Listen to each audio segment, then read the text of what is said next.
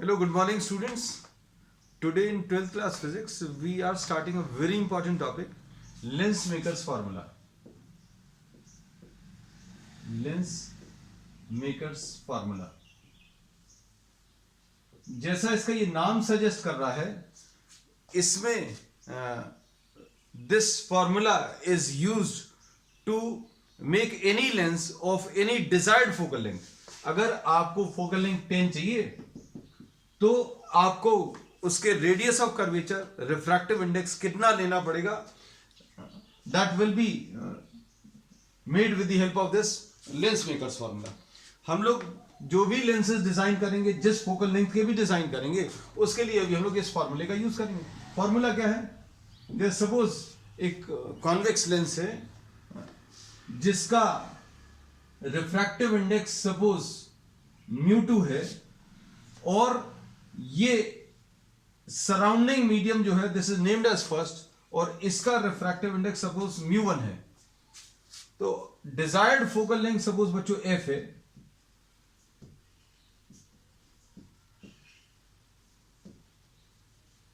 तो अभी हम लोग ये कहते हैं कि the formula is 1/f is equal to refractive index of second with respect to first minus 1 into 1/r1 minus 1/r2. r1 इसका रेडियस ऑफ कर्वेचर है और r2 इसका रेडियस ऑफ कर्वेचर है. तो आपको रेडियस ऑफ कर्वेचर कितना रखना पड़ेगा यह भी आप इस फॉर्मूले में रखकर कैलकुलेट कर सकते हैं. मटेरियल फिक्स्ड रहेगा. सपोज आपने मटेरियल जो है ग्लास ले लिया तो ग्लास का रिफ्रैक्टिव इंडेक्स फिक्स्ड रहेगा. और focal length, suppose focal length आपको 10 सेंटीमीटर चाहिए तो बच्चों ये तो आपको 10 मालूम रहेगा. ये ग्लास है अगर तो ये भी मालूम रहेगा. R1 अगर आपने 10 फिक्स कर दिया सपोज 10 सेंटीमीटर तो R2 कितना आएगा R2 निकाल सकते हैं. So we can say that we can make necessary calculations before designing the lens. तो इस लेंस मेकर्स फार्मूले का यूज किस में करेंगे? लेंस मेकर्स फार्मूले का यूज करेंगे in designing a lens of any focal length, है ना. और फॉर्मूला जो है वो ये वाला है, 1/f is equal to mu minus 1 into 1/r1 minus 1/r2. r1 और r2 की वैल्यूज कितनी रखें, मटेरियल कौन सा है उसमें रिफ्रैक्टिव इंडेक्स रख दें, so you can get the desired focal length, है ना. अब इसको आज अभी हम लोग प्रूफ करेंगे. अब इसके प्रूफ में बच्चों थोड़ा सा कॉम्प्लिकेशंस है, थोड़ा सा कॉम्प्लिकेटेड डायग्राम रहेगा. बस मेन डायग्राम है, एक बार आप डायग्राम समझ जाएंगे तो इसका जो प्रूफ है वो बहुत इजी रहेगा. सपोज हम लोग ये जो डिराइव कर रहे हैं, this is being derive for thin lenses. ऐसे थिन लेंसेज जिनका अपर्चर बच्चों बहुत छोटा है. लेकिन अभी हम लोग जब इसको प्रूव करेंगे तो प्रूव करते समय इसका डायग्राम थोड़ा सा थिक लेंगे so that we are able to mark the details very easily, है ना. डिटेल्स जो है बहुत ज्यादा रहेंगे रिफ्रैक्शन के तो वो समझाने के लिए थोड़ा सा थिक बनाएंगे. हमने क्लियरली लिख लिया that this is being derived for a thin lens but the diagram will be drawn for a very thick lens, है ना. तो अब हम लोग इसमें बच्चों डायग्राम देखो.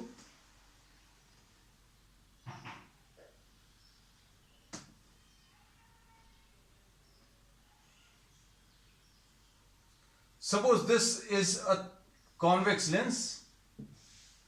Convex lens is placed in a medium which is named as 1 and the medium or the material of the lens is named as 2. Suppose this is the point object which is placed on the principal axis. ये बच्चों इसका optical centre है जिसको अभी हम लोग C से mark कर रहे हैं. The optical center of the lens is marked as C. अब इसमें अभी हम लोग ये कहते हैं कि light ray which goes through the optical center goes undefeated. तो इमेज के फॉर्मेशन के लिए दो रेस की जरूरत है and the most easy one is which passes through the optical center. तो एक रे तो अभी हम लोग ने ड्रॉ कर ली, light ray which passes through the optical center goes undefeated, ये बना लिया. अब ये पॉइंट ऑब्जेक्ट अगर अभी हम लोग देखें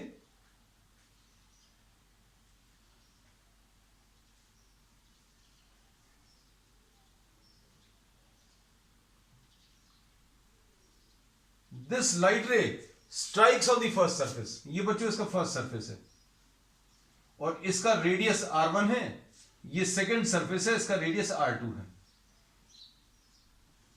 this is the first surface and this is the second surface.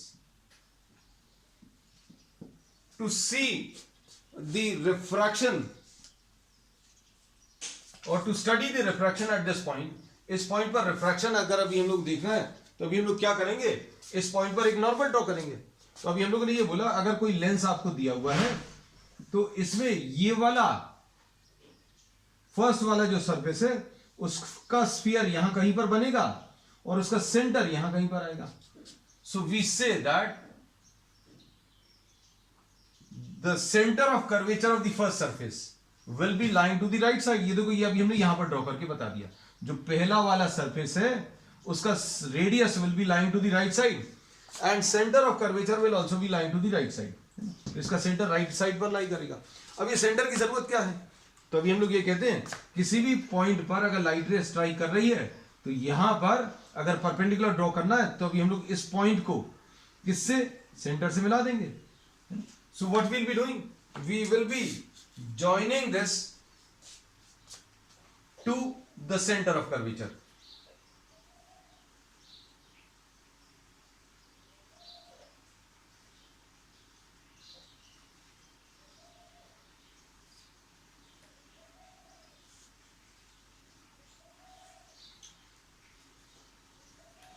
We have joined this to the center of curvature. हम लोगों ने इस पॉइंट को सेंटर ऑफ कर्वेचर से ज्वाइन कर दिया. अब इस पॉइंट को अभी हम लोगों ने P नाम दे दिया. What will happen to the refraction at point P? इस पॉइंट P पर रिफ्रैक्शन अगर अभी हम लोग देखें तो light ray instead of going straight, light ray at point P is entering from light ray at P enters from rarer to denser medium. rarer medium से denser medium में enter कर रही है. So what will happen? This will bend towards the normal. तो ये बच्चों normal की तरफ बेंड होगी. इस पॉइंट को अभी हम लोगों ने P नाम दिया है. And light ray instead of going straight, ये सीधा जाने की जगह this is bend towards the normal, ये नॉर्मल की तरफ बेंड हो गई.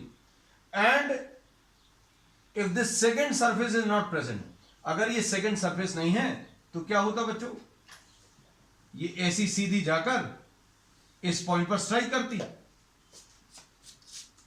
If this second surface is not present then the light ray would have refracted such that light ray entering from rare to denser medium, सीधा जाने की जगह this will bend towards the normal. तो normal बच्चों अभी हमने red colour की बनाई है और इसको अभी हम लोग, इस नॉर्मल को अभी हम लोग नाम N1 दे दे रहे हैं. This is marked as N1. तो ये सब अभी हम लोग रब कर दे रहे हैं. जहां पर जरूरत पड़ेगी ये अभी हम लोग फिर से बना लेंगे, जस्ट टू अवॉइड कंफ्यूजन. है ना, बहुत सारी चीजें नहीं देखनी चाहिए. So if this second surface is not present then this light ray would have form the image at I1. अगर ये सेकंड सरफेस नहीं होता तो इसकी इमेज जो है I1 पर बननी चाहिए. लेकिन क्या होगा बच्चों, Q पॉइंट पर there will be another refraction. So we say that at Q there is another refraction. और ये रिफ्रैक्शन कैसा होगा, Q पॉइंट पर लाइट रे, Q पॉइंट पर light ray is entering from denser medium to rare medium. At Q जो चीजें बच्चों काम की लग रही है वो नोट करते जाना साथ में. At Q light ray enters from denser medium to rare medium. Denser medium से रेयर मीडियम पे जाएगी तो क्या होगा, it will bend away from the normal. तो बच्चों ये नॉर्मल से दूर बेंड हो जाएगी. अब नॉर्मल से दूर बेंड होगी इसका मतलब क्या है, अब Q पॉइंट पर we'll have to draw, at Q we'll have to draw a normal N2. Q point पर अभी हम लोग एक और नॉर्मल ड्रॉ करेंगे. देखो अब Q पॉइंट पर नॉर्मल ड्रॉ करने के लिए ये देखो ये वाला पॉइंट Q है और इसका जो सरफेस आएगा वो यहां कहीं पर आएगा on the left side. So we will be having this as C2.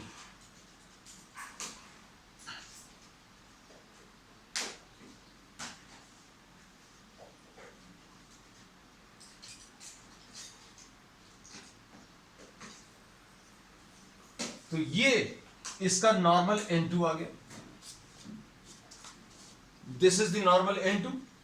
Q point पर नॉर्मल ड्रॉ कर लिया. अब लाइट रे यहां पर सीधी जाने की जगह what will happen, this will bend away from the normal. तो नॉर्मल से दूर बेंड होगी. नॉर्मल से दूर बेंड होगी मतलब this will be forming what, the final image at I.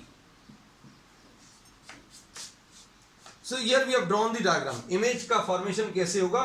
Image will be formed. Image is formed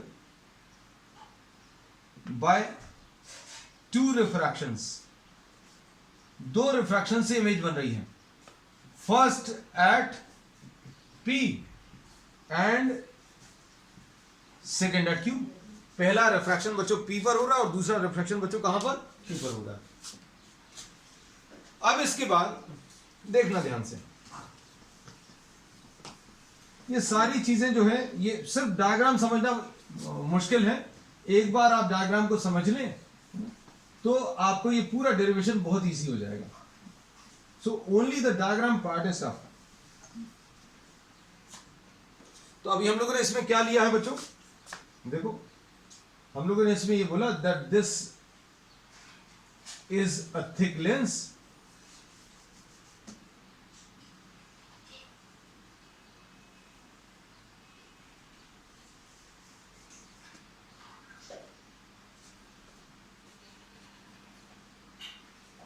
this is a thick lens and this is the principal axis. और ये बच्चों optical centre है. इसको अभी हम लोग B नाम दे दिया, इसको D नाम दे दिया. अब लाइट रे from the point O will strike the first surface. ये फर्स्ट सरफेस को स्ट्राइक करेगी. और क्या होगा बच्चों, इसमें लाइट रे जैसे ही इस फर्स्ट सरफेस पर स्ट्राइक करेगी it will suffer a refraction. और इसका रिफ्रैक्शन देखने के लिए अभी हम लोग क्या करेंगे, इस पॉइंट पर नॉर्मल ड्रॉ करेंगे. और इस पॉइंट पर नॉर्मल ड्रॉ करने के लिए हम लोग इसके सेंटर से मिलाएंगे. और सेंटर कहां पर है, centre is lying to the right side. तो अभी हमने सारी चीजें बच्चों रिपीट कर दे रहे हैं. This is the first centre of curvature. So what we are doing,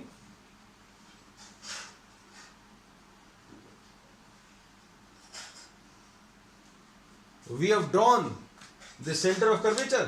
What will happen, light ray instead of going straight will bend towards the normal. ये तो ये normal की तरफ bend होगी.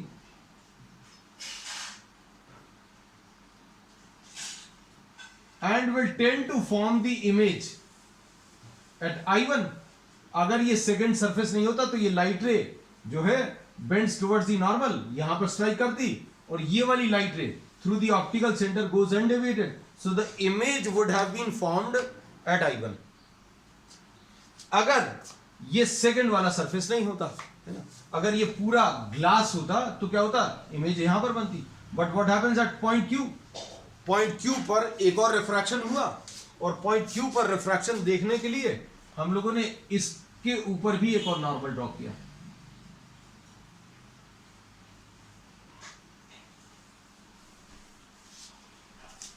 और इसका नॉर्मल ड्रॉ करने के लिए ये इसका रेडियस इसका स्फीयर लेफ्ट साइड पर है, सेंटर ऑफ कर्वेचर ये है.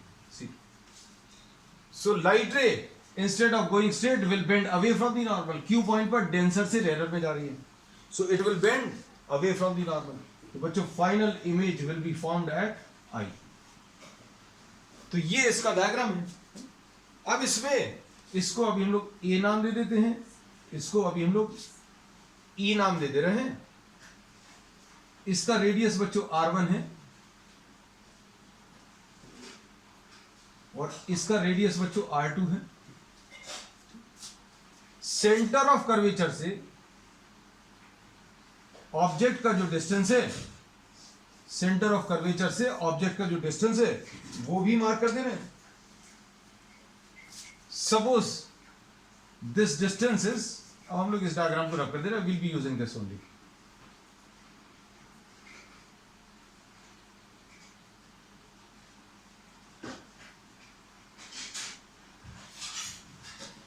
This is you.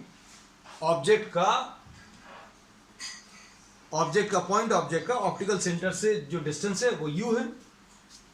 Since this lens is a thin lens है, इसलिए पोल से ना मेजर करके अभी हम लोग ऑप्टिकल सेंटर से डिस्टेंसेस मेजर करेंगे.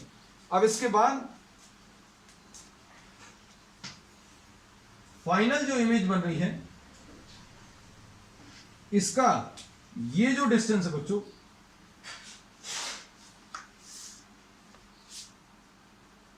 ये डिस्टेंस v. अब इसके बाद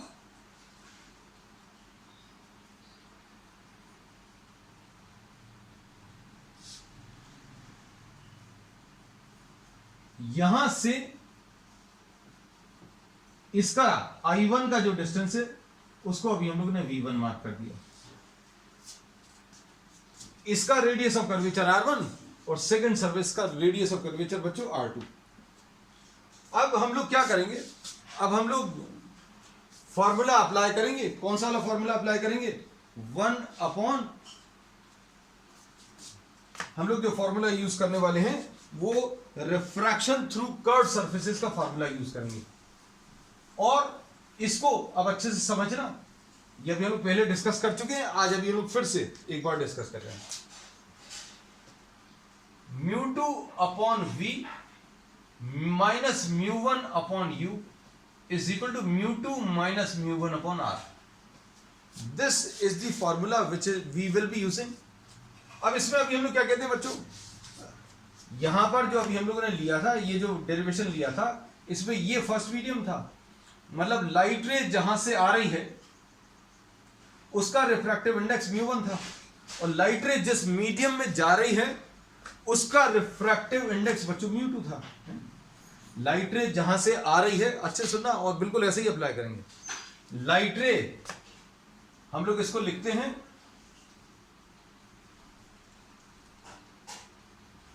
गोइंग टू, हम लोग इसको ऐसा लिख दे रहे हैं, refractive index light going to which medium divided by what, image distance. और μ1 क्या है? जहां से लाइट आ रही है, तो आप हिंदी में लिख लेना, कोई दिक्कत नहीं है. Refractive index of the medium जहां से लाइट आ रही है, light coming from, divided by object distance is equal to μ2 minus μ1. ये μ2 है, ये μ1 है, और इस वाले में से, इस वाले म्यू में से इस वाले म्यू को माइनस करना है, तो μ2 माइनस μ1 ये लिखा हुआ है ना. तो लाइट जहां से आ रही है वो यहां पर लिखा रहता है. लाइट जिस मीडियम से आ रही है, फर्स्ट मीडियम से आ रही है, तो ये लिखा है अपॉन ऑब्जेक्ट डिस्टेंस. लाइट जिस मीडियम में एंटर कर रही है उसका रिफ्रैक्टिव इंडेक्स बच्चों μ2, ये यहां कहीं पर लिखा. और μ2 upon v minus μ1 upon u is equal to μ2 minus μ1 upon r, ऐसा कुछ लिखा. ठीक, अब इसका अभी हम लोग यूज करने वाले हैं, इस फॉर्मूले का यूज करेंगे, दो बार यूज करेंगे. कहां पर यूज करेंगे? First surface A B E पर, और second surface A D E पर. पहला सरफेस ए बी ई, दूसरा सरफेस ए डी ई. इन पर अभी हम लोग इसका यूज करने वाले हैं. देखो अब ध्यान से कैसे यूज करेंगे, देखना. अब ये जो अभी हमने दो रिफ्रैक्शन समझाए थे उनको अभी हम एक सेपरेट डायग्राम में बना के दिखा दे रहे हैं आपको इजी करने के लिए, चीजों को इजी करने के लिए. हमने इसमें ये बोला कि ये ऑब्जेक्ट है, ये P पॉइंट है, और P पॉइंट पर रिफ्रैक्शन देखने के लिए हम लोगों ने क्या किया है, एक नॉर्मल ड्रॉ किया। अच्छे समझना बच्चों, बहुत समय लेकर अभी हम सारी चीजें बता रहे हैं। पी पॉइंट पर रिफ्रैक्शन देखने के लिए ये नॉर्मल ड्रॉ किया। अब इसके कारण इमेज कहां पर बन रही है, ये यहां कहीं पर I1। अगर ये सेकंड सरफेस नहीं है, अगर ये सेकंड सरफेस नहीं है तो पहले सरफेस के कारण ऑब्जेक्ट से ऑब्जेक्ट से लाइट रे ऐसी गई, and instead of going straight this bends towards the normal. एक लाइट रे ये वाली है और दूसरी लाइट रे ये वाली है। तो अब हम लोग इसमें क्या बोलेंगे, फर्स्ट सरफेस के लिए, for the first surface ABE, for the first surface ABE, अभी हम लोग क्या बोल सकते हैं बच्चों, रिफ्रैक्टिव इंडेक्स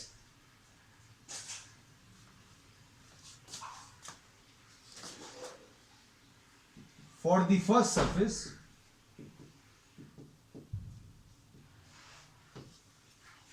ये डायग्राम ड्रॉ कर लिया। अब हम लोग इसको लिखने वाले, देखना कैसा, light coming from first and entering into second. Light जो है कहां से एंटर कर रही है बच्चों, लाइट फर्स्ट मीडियम से आ रही है और दूसरे मीडियम में जा रही है। ये ऑब्जेक्ट है और ये इसकी इमेज है, और इसका रेडियस बच्चों कितना है, R1। तो अब हम लोग इसको लिखेंगे कैसा, देखना, refractive index of light going to which medium, उसका रिफ्रैक्टिव इंडेक्स लिखना है। तो रिफ्रैक्टिव इंडेक्स किस मीडियम में जा रही है, लाइट किस मीडियम में जा रही है, सेकंड वाले मीडियम में जा रही है, रिफ्रैक्टिव इंडेक्स उसका लिखना है, ठीक है, upon image distance.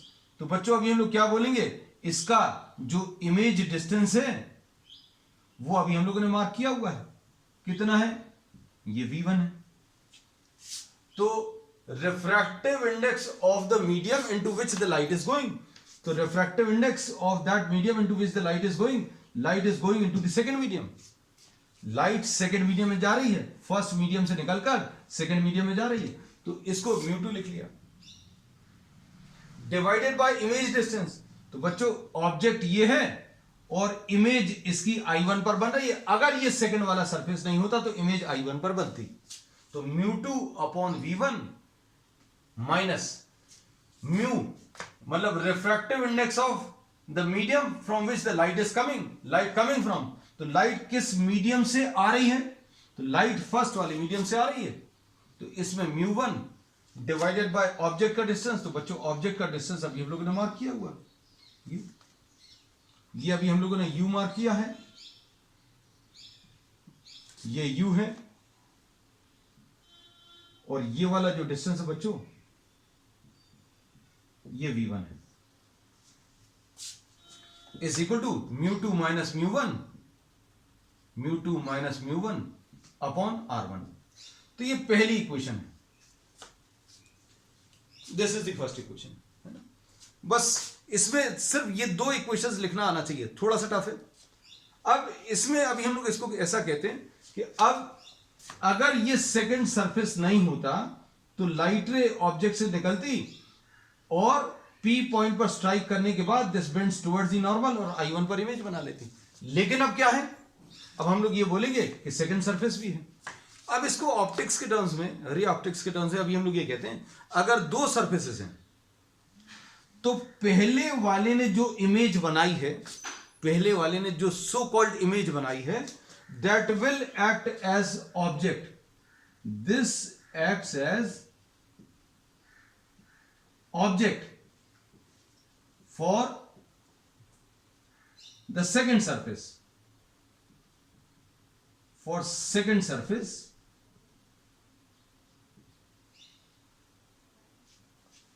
For second surface this will act as the object. अब देखो, अब हम लोग क्या करने वाले हैं, देखना ध्यान से।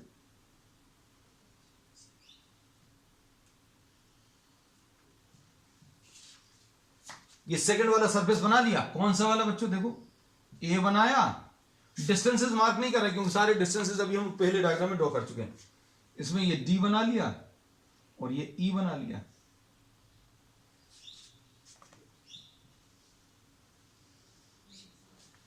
अब इसमें क्या है, ये लाइट रे ऐसी कुछ आ रही थी,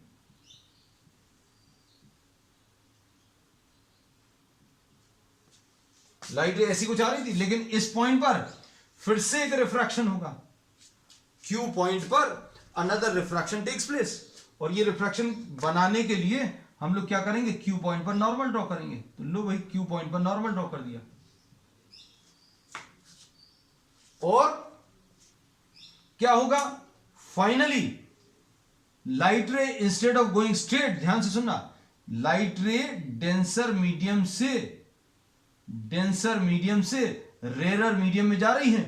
तो क्या होगा, instead of going straight this will bend away from the normal. तो नॉर्मल ये है, लाइट रे ऐसा जाने की जगह दिस विल बेंड अवे। तो फाइनल इमेज बच्चों ये आई पर बनेगा। अब देखना, तो ये फाइनल इमेज है, हम लोग लिख दे रहे हैं, this is what the final image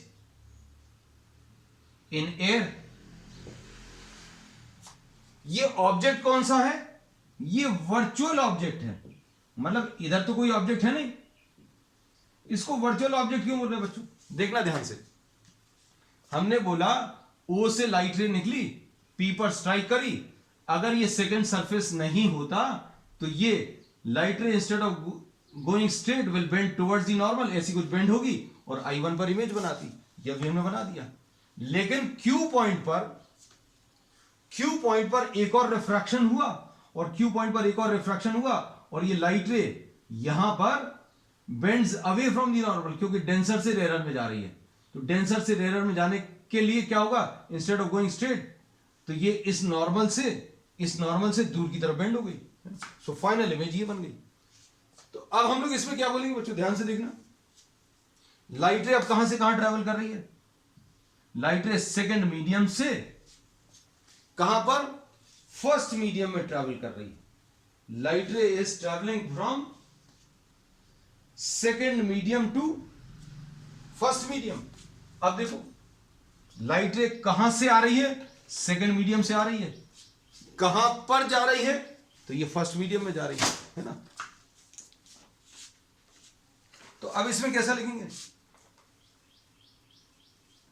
for refraction at the second surface ADE, ये किसके लिए था, फॉर रिफ्रैक्शन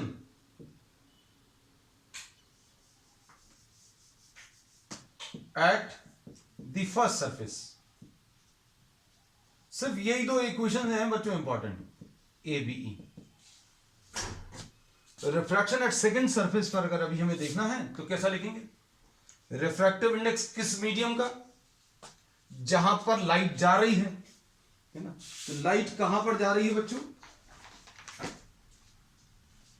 फर्स्ट में जा रही है, डिवाइडेड बाय इमेज का डिस्टेंस।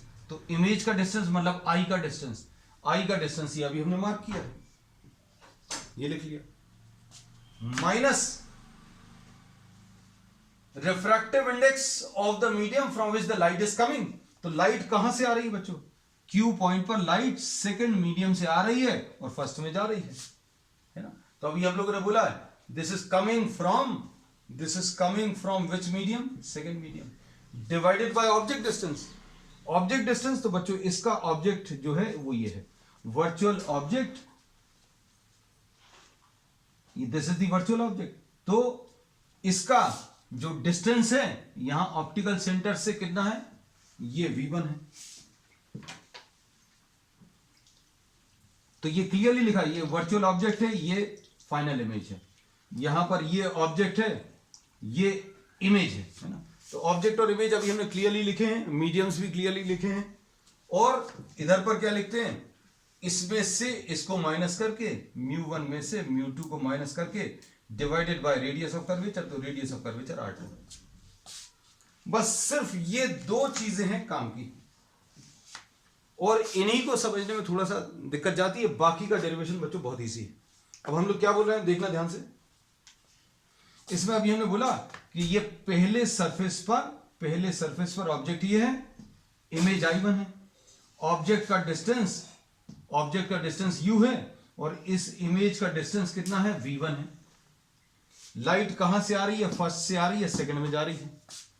तो कैसा लिखेंगे, जहां पर जा रही है, किस में जा रही है, सेकंड वाले में, डिवाइडेड बाय इमेज का डिस्टेंस, तो इमेज का डिस्टेंस v1 है।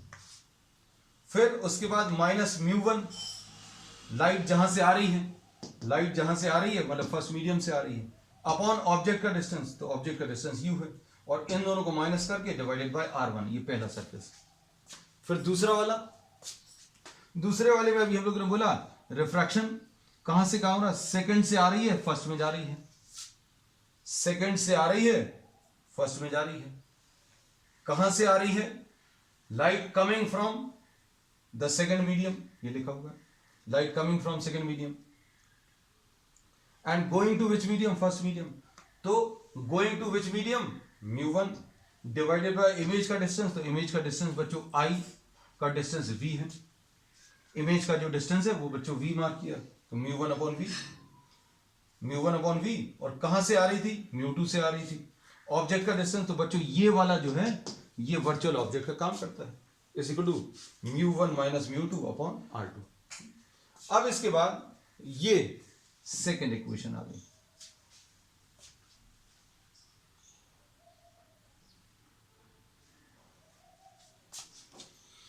अब हम लोग क्या करेंगे बच्चों, देखो ध्यान से,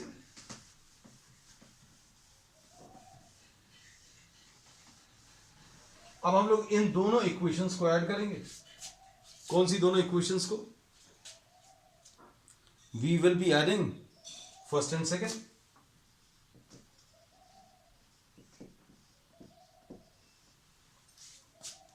फर्स्ट और सेकेंड इक्वेशंस को अगर आप ऐड करो तो क्या होगा, ये μ2 अपॉन v1 और μ2 अपॉन v1 कैंसिल होगा, और क्या आ जाएगा, μ1 upon v minus μ1 upon u is equal to μ2 minus μ1 upon r1 plus μ1 minus μ2 upon r2। इसके बाद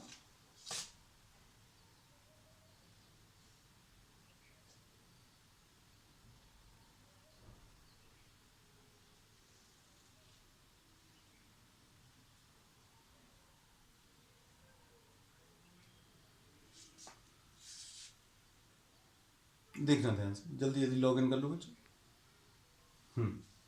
अब देखो μ1 कॉमन ले लो, 1 upon v minus 1 upon u is equal to μ2 minus μ1 common ले लो।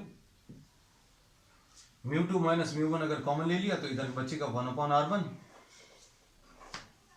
और ये इसमें से माइनस साइन कॉमन लेंगे तो ये भी μ2 माइनस μ1 हो जाएगा, तो 1 अपॉन r2, माइनस साइन आ जाएगा इधर, बस इसमें से माइनस साइन कॉमन ले लोगे तो ये μ2 माइनस μ1 ऐसा कुछ आ जाएगा। अब 1 upon v minus 1 upon u is equal to μ1 से डिवाइड कर दो, μ2 upon μ1 minus μ1 upon μ1 into 1 upon r1 minus 1 upon r2, ऐसा कुछ आएगा। इसके बाद अब हम लोग क्या करेंगे देखना, डेरिवेशन बहुत बड़ा नहीं है, सिर्फ डायग्राम्स भर थोड़ी सी समझने में मुश्किल थे।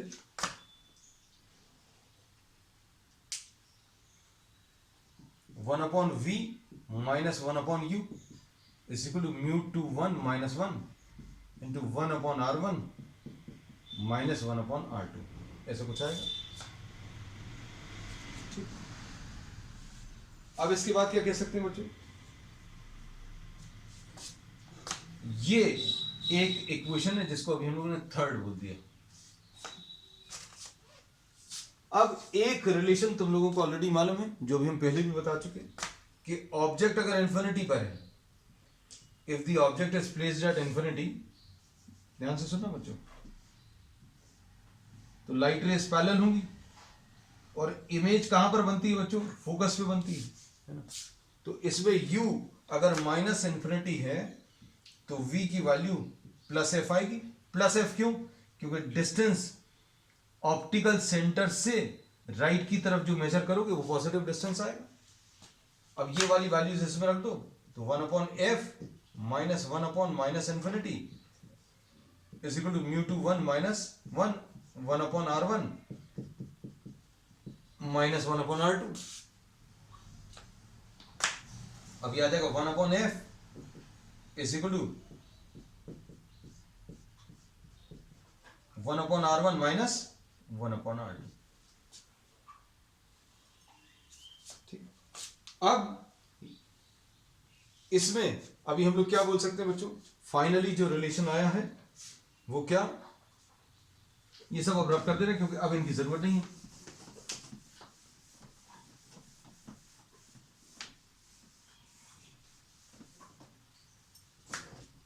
फाइनली जो अभी हम लोग रिलेशन मिला 1/f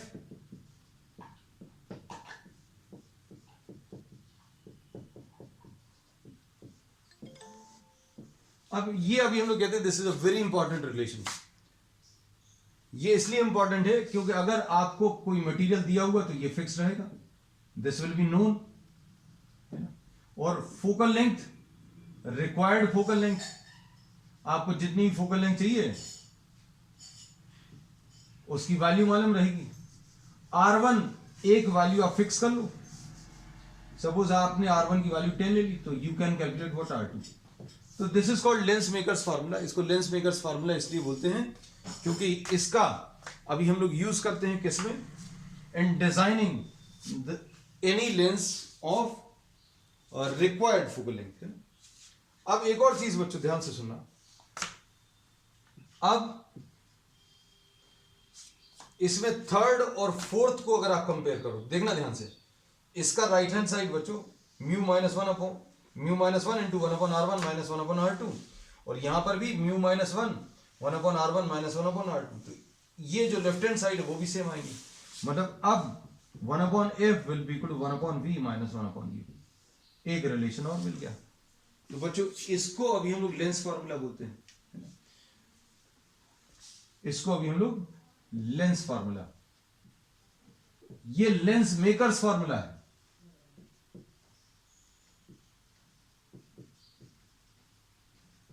ये लेंस फार्मूला है, और इसको ज्यादा अच्छे से अगर अभी हम लोग बोले थिन लेंस फार्मूला।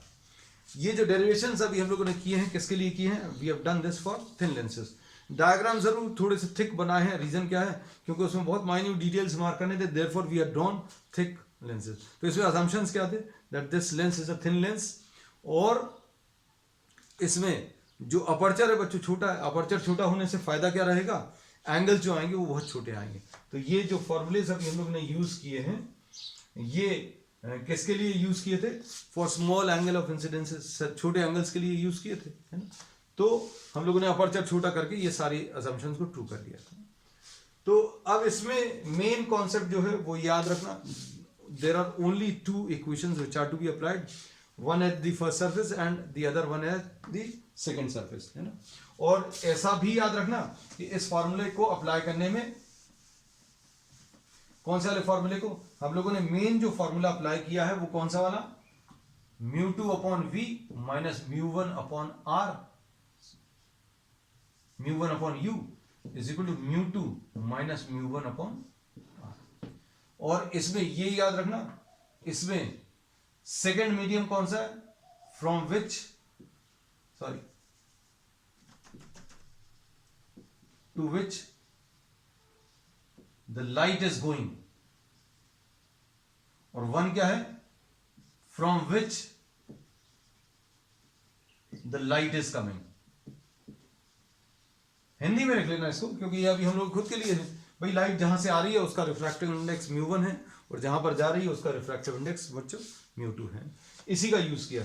और दूसरी इंपॉर्टेंट चीज जो इसमें यूज होती है, वो जहां पर बच्चों को कंफ्यूजन होता है, क्योंकि किताबों में बहुत ज्यादा इसका एक्सप्लेनेशन नहीं दिया है, क्या कि पहला सरफेस जो है इस पर रिफ्रैक्शन कैसा होगा, light ray entering from rare to denser, instead of going straight this will bend towards the normal. ये जो पहला सरफेस इमेज बनाएगा, this will be acting as the object for the second refraction, है ना। और इसमें अभी हम लोगों ने क्या लिख लिया था बच्चों, μ2 अपॉन v1, इसमें देखो बच्चों ये v1 था, μ2 upon v1 minus μ1 upon u is equal to μ2 minus μ1 upon r1, ऐसा लिख लिया था, है ना। फिर उसके बाद सेकंड वाले सरफेस पर बच्चों अभी हम लोगों ने क्या किया था, सेकंड वाले सरफेस पर ये नॉर्मल ड्रॉ किया था, और ये फाइनल इमेज बच्चों यहां कहीं पर आई थी, आई, ये C2 ये C1, ऐसा कुछ था।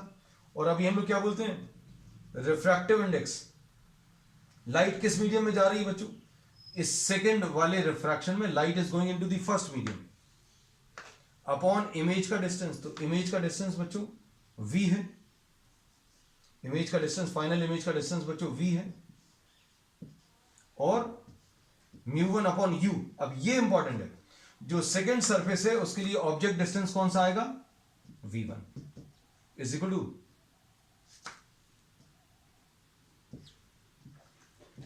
μ1 माइनस μ2 अपॉन r2।